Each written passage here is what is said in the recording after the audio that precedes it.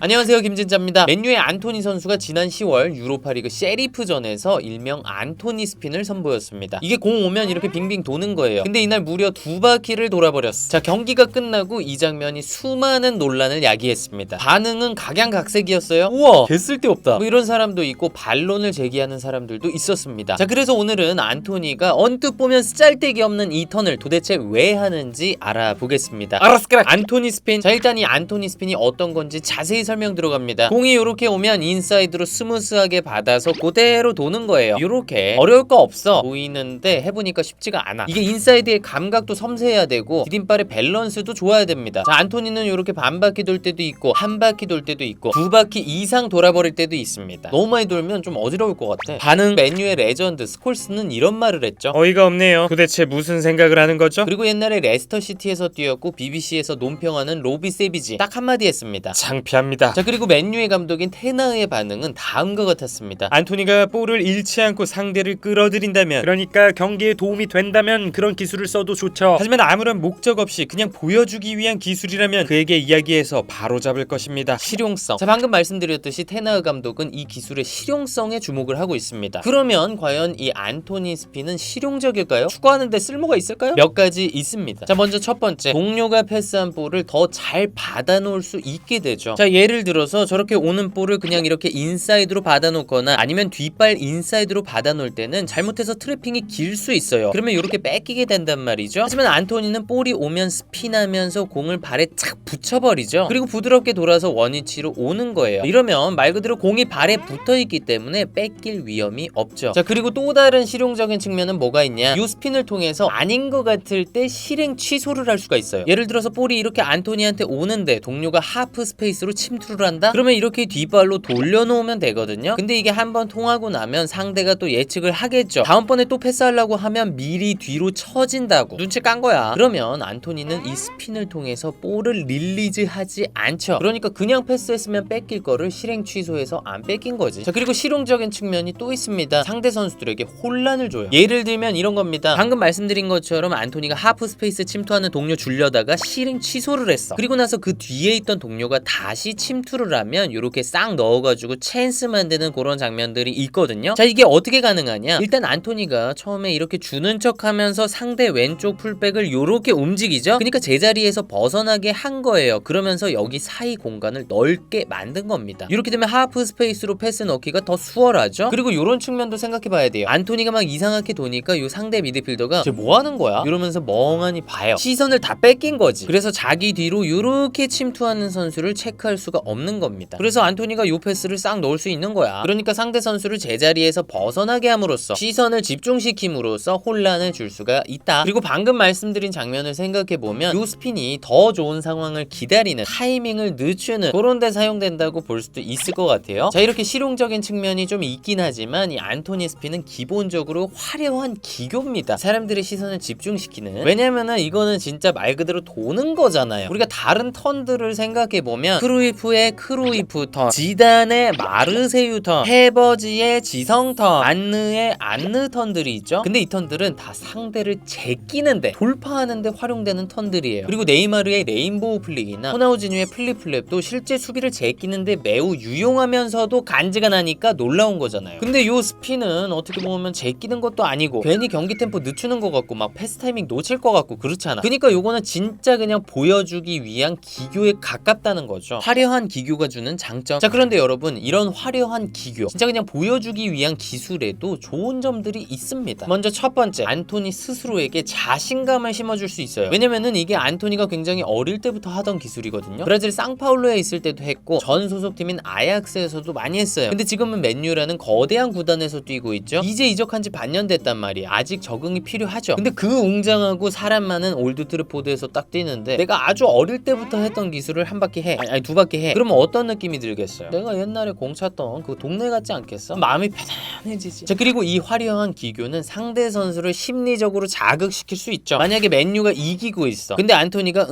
메롱 나 축구 잘하지? 이런 느낌으로 돌고 있다. 상대 선수들 개빡치죠? 흥분해서 개태클 갑니다. 그러면 치즈 가죠. 아니 빨간 거 갈 수도 있죠. 그러면 맨유한테 굉장한 이득이죠. 자, 그리고 이 화려한 기교는 상대 선수를 방심하게 만듭니다. 안토니가 막 돌고 있으면 상대 선수가 어떻게 느껴요? 쟤 왜 저래? 정상은 아니야. 이러면서 멀뚱히 쳐다보기만 하는 거지. 그러니까 방심하는 거야. 그러다가 안토니가 갑자기 패스해버리면 그때서야 아차차 늦었다. 자, 그리고 완전히 다른 측면을 한번 살펴보면 이렇게 자기 이름을 딴 시그니처 기술을 가진다? 요거는 선수 본인의 브랜딩에 굉장한 도움이 됩니다. 실제로 그 셰리프전 이후에 안토니 스핀에 대한 기사가 엄청 쏟아졌어요. 그리고 저도 지금 이 영상 만들고 있잖아요. 이렇게 되면 선수의 인지도가 높아지죠. 인스타 팔로워 늘죠. 요즘에는 그것 자체가 힘이고 돈입니다. 막말로 안토니가 세탁기라든가 아니면 비데라든가 그런 빙빙 도는 광고를 찍을지 어떻게 알아요? 아씨, 나도 진짜 턴 뭐 이런 거 하나 만들까? 축구를 바라보는 다른 시각. 자, 아까 전에 많은 축구 전문가들이 안토니 스핀을 폄하했다 이렇게 말씀을 드렸는데 사실 그 전문가들이 다 유럽인들입니다. 유럽인들이 보통 어때요? 굉장히 실용주의적이죠. 골 넣어서 이기는데 도움돼? 쓸모없잖아. 그럼 왜 해? 약간 이런 느낌. 생각해보면 테나흐 감독도 실용주의의 끝판왕, 네덜란드 출신이라 그렇게까지 좋아하진 않는 것 같고. 자, 그런데 축구를 정반대의 시각에서 바라보는 사람들이 있습니다. 바로 브라질 사람들이죠. 그리고 안토니가 브라질 출신이에요. 그들은 축구라는 거를 실용적인 관점에서 보지를 않아. 굳이 따지자면 신미주의적이죠. 신미주의가 뭐야? 아름다움을 탐닉한다는 겁니다. 축구를 아름다운 예술로 보는 거예요. 그래서 옛날에 나이키 광고 보면 브라질 선수들 막 나오면서 조가보니토 그러잖아. 조가보니토가 영어로 하면 뷰티풀 게임입니다. 아름다운 경기. 그러니까 그들은 축구라는 거를 단순히 골 넣어서 이기려고 하는 게 아니라 그냥 그 자체로 즐기려고 한다는 거예요. 그러니까 안토니 스핀이 괜찮은 거야. 멋있잖아. 아름답잖아. 그리고 이게 또 본인의 개성을 표현하는 방법이기도 하고. 자, 그래서 유럽의 전문가들이 안토니 스핀 가지고 안토니 개욕하니까 네이마르가 요렇게 품어주더라고요. 자기 인스타 스토리에 뭐라고 썼냐? 안토니 계속해. 아무것도 바꾸지 마. 자신 있게 하라고. 대담하고 즐겁게.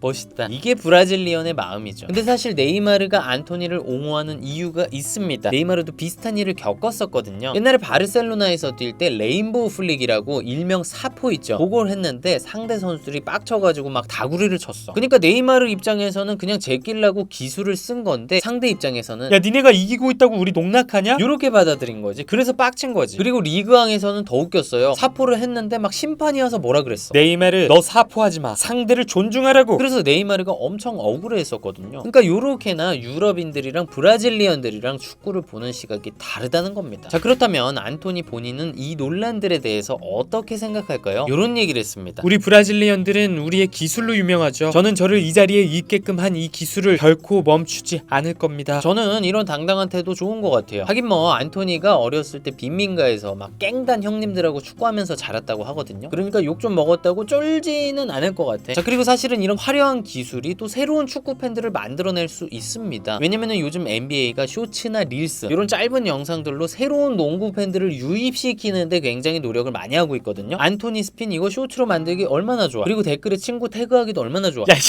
이거 봐. 미친 거 아니냐고. 자, 그리고 요거는 여담이지만 쇼츠로 만들기에 딱인 드리블이 또 있습니다. 브라질의 케를론이라는 선수가 하던 건데 일명 실 드리블, 그러니까 물개 드리블. 어떻게 하는 거냐면 그냥 드리블 하다가 공을 이렇게 머리 위로 올려요. 그러면서 머리 위로 통통통통 하면서 전진하는 거야. 이게 언뜻 보면 맞기 쉬울 것 같죠? 근데 이 친구가 헤더를 되게 낮게 몸에 최대한 묻혀서 하기 때문에 뺏기가 쉽지 않습니다. 그래서 보통 개태클이나 미들킥, 푸싱 파울로 끝이 나더라고요. 이게 뭐 파울 얻어내기는 좋은데 갈비뼈나 요쪽이 남아나기는 쉽지 않을 것 같아요. 네, 오늘은 이렇게 안토니 스핀에 대해서 알아봤습니다. 뭐 이런저런 말들이 많지만 좋은 점도 있죠? 여러분들은 이 안토니 스핀에 대해서 어떻게 생각하시나요? 댓글 한번 조져주시고 저는 또 다음 축구 컨텐츠에서 뵙겠습니다. 감사합니다. 예?